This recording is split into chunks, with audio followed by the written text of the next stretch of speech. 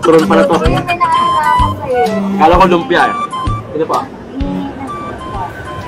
Wala naman kami sa Ay, hindi. Bibiro lang. Kala ko sa lumpia eh. Hindi. Hop? Naalala ko lang.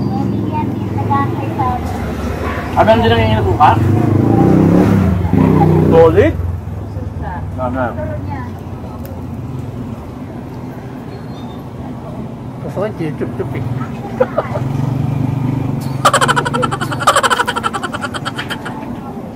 Ang galing ka ito? 10. 10 na yun, no? Mura nga yan eh. Kasi isang buong saging, tapos may ano pa eh. Yung pwede 10 pesos. May langka pa. Hindi kasi yung main ingredient ng turon. Saging, syempre. Saging na saba.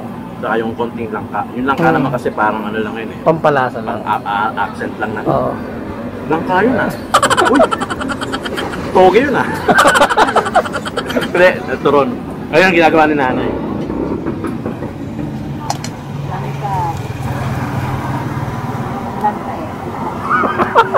Madagdagan mo. Hoy mga pamangkin! Titigyan mo to!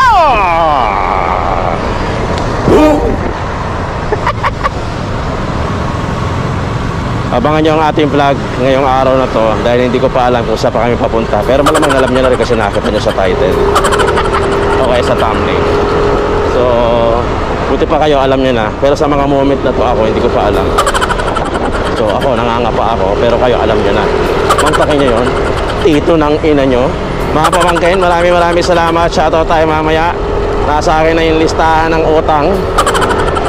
Tayo ay mag-shoutout. Pero syempre, unang-una, maraming salamat sa mga pamangkin nating solid. Guys! Abangan nyo kung ano ang kakainan natin ngayon. Sana bukas na siya. Baka mamaya sarado pa. Dahil ang oras natin ayun 12:36 ng tanghaling tapat. Buti na lang hindi masyadong mainit at makulimlim. Shoutout sa lahat ng solid natin mga pamangkin, yung mga laging nagko-comment ng first, second, third, fourth, fifth, sixth. Mga pamangkin, dito tayo sa may Soter Street Corner and Rojas. At gusto na namin, sa gaya na sinabi ni Mike Enriquez, tara, uwi na po ako. Hindi. Para tikman yung calamares ng Santa Ana. Yung sikat na calamares. So, ayun siya, yung kulay orange. So, itong street na to, Soter, tapos ito yung Rojas. So, tikman natin yung calamares ni... Ano pa pangalan nun? Calamares sa Santa Ana. Let's go!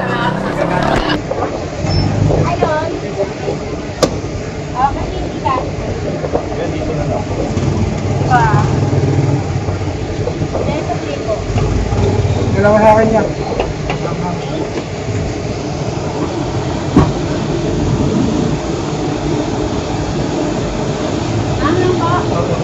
Dalawang tayo.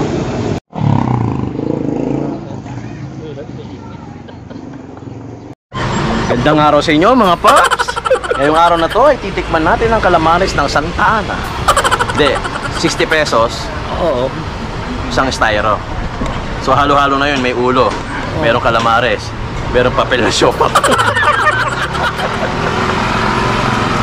So hinalo na natin yung suka. Yung suka dalawang klase, no? Oo.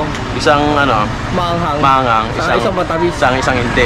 Yun lang naman yun, isang maanghang, isang hindi. Hindi, matamis kaya daw pagkasabi. Okay. Calamares. Pwedeng gawing sing-sing to kuya no? O kaya pendant. Tikman natin yung calamares. Napakasarap mga pap. Sarap. Sarap. Gusto ko siya kuya. Tuwa. Sarap ng suka mga paps. Pati yung calamares.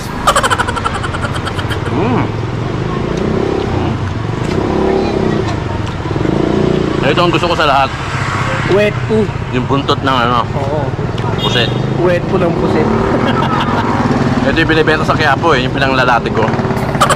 Ay, di, buntot pala ng Baguio.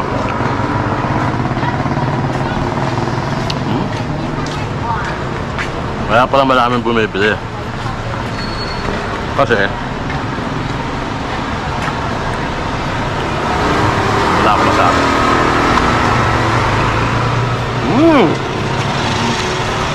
Usually ito ininom namin ni Calde, food vlogs nyo. Isang buong baso ng Gatorade. Mahirap na. Para sa mga nagtatay.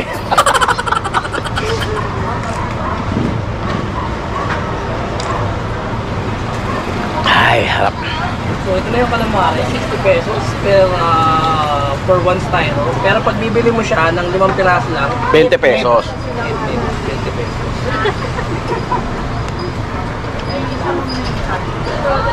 Sarap po.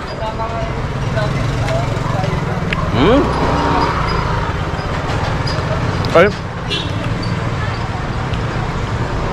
Location na, Sotero Street, corner N. Rojas. Malapit doon mismo sa may yun.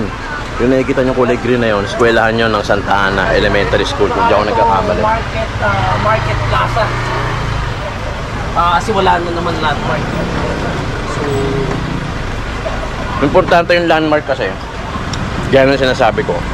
Kasi yun yung yun yung palatandaan na nagkakatraffic na rito.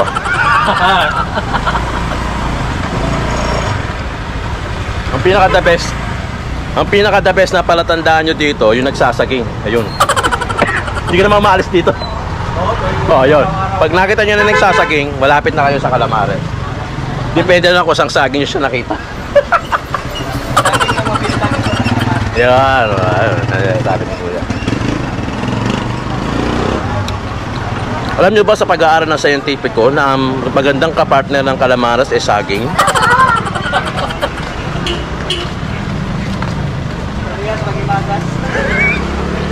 Puro panggagago.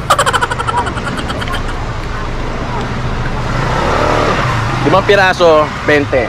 Isang styro, 60 pesos. So hindi ko alam kung ilang piraso yung 60. Pero ganun pa man. lima. Sarap.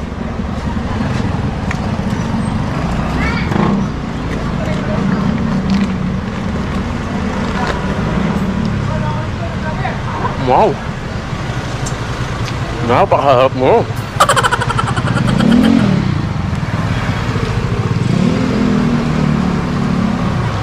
Sarap.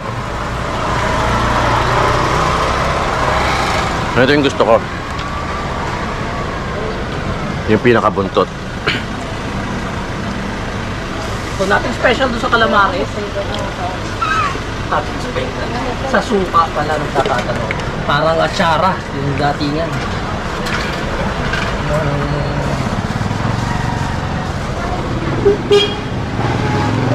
Ang himagas. Actually, pwede naman ulamin.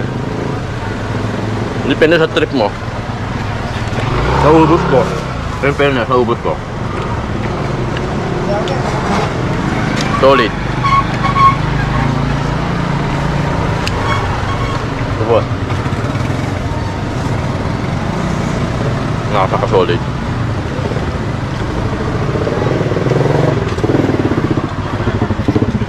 Sarap. Pwede pa tayo pag take out.